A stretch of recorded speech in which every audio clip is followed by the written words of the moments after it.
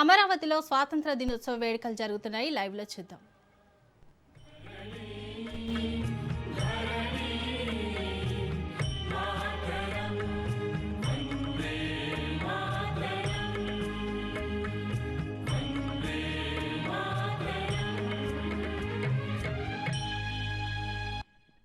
Honorable Chief Minister is requested to hoist the national flag. అందరూ నిలబడి ఉండగానే జాతీయ పతాకావిష్కరణతో జాతీయ గీతాలాపన జరుగుతుంది. యూనిఫామ్ లో ఉన్న అధికారులంతా సెల్యూట్ చేయవలసిందిగా విజ్ఞప్తి.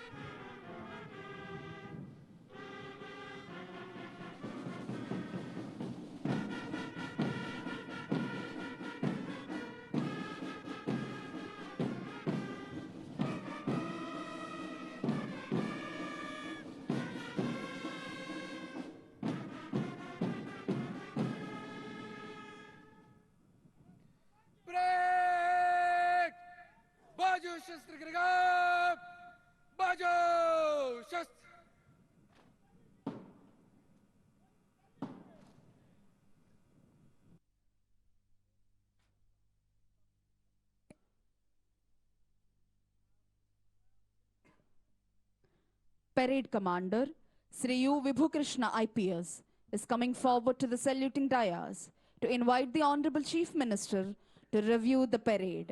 పెరేడ్ ని పరిశీలించేందుకై విచ్చేయవలసిందిగా ఈనాటి కార్యక్రమ ముఖ్య అతిథి గౌరవనీయులైన ఆంధ్రప్రదేశ్ రాష్ట్ర ముఖ్యమంత్రి వర్యులు శ్రీ నారా చంద్రబాబు నాయుడు గారిని అభ్యర్థించేందుకై parade commander Shri U Vibhukrishna IPS saluting dais వద్దకు వస్తున్నారు.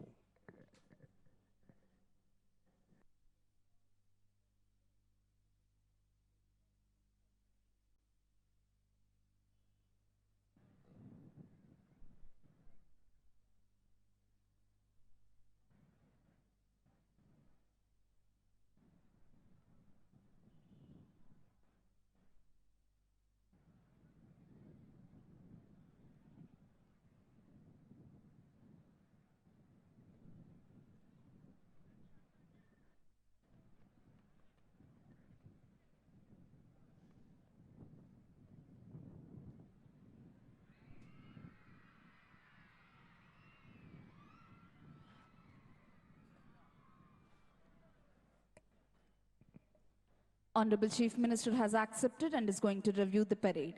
DGP sir is accompanying Honorable Chief Minister on review vehicle. Parade commander అభ్యర్థనను మన్నించి గౌరవనీయులైన ముఖ్యమంత్రి శ్రీ నారా చంద్రబాబు నాయుడు గారు పెరేడ్ పరిశీలనకై బయలుదేరారు. వారి వెంట Shri Harish Kumar Gupta IPS director general of police వెళ్తున్నారు.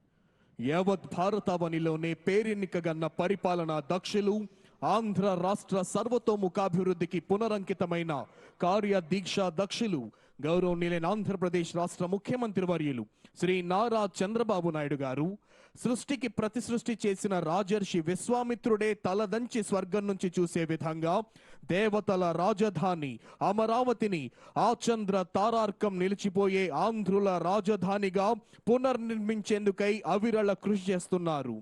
ముఖ్యమంత్రి శ్రీ నారా చంద్రబాబు నాయుడు గారి నేతృత్వంలోని ఆంధ్రప్రదేశ్ రాష్ట్ర ప్రభుత్వం ఆర్థికాభివృద్ధి, సంక్షేమం, మౌలిక సదుపాయాల కల్పన, పారిశ్రామికాభివృద్ధి, పర్యావరణ పరిరక్షణ మరియు పాలనా సంస్కరణలో అసాధారణమైన విజయాలు సాధించి 11.3% జీడిపితో అంటే ఆర్థిక వృద్ధి రేటుతో ఆంధ్రప్రదేశ్ను దేశంలోనే అగ్రగామిగా నిలిపింది.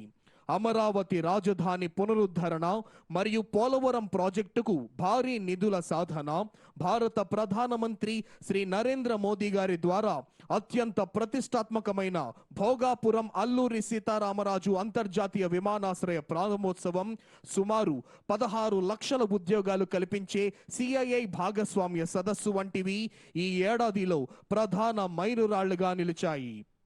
ఎన్టీఆర్ భరోసా పింఛన్లు, తల్లికి వందనం, అన్నదాత సుఖీభవ, దీపం పథకం, నేతన్నల సేవలు, మహిళా సాధికారత, అన్నా క్యాంటీన్లు వంటి సంక్షేమ పథకాల అమలుకు కోట్లాది రూపాయలను కేటాయిస్తూ సక్రమంగా అమలు చేస్తూ సుపరిపాలనకు రోల్ మోడల్గా నిలిచింది ఆంధ్రప్రదేశ్ రాష్ట్ర ప్రభుత్వం.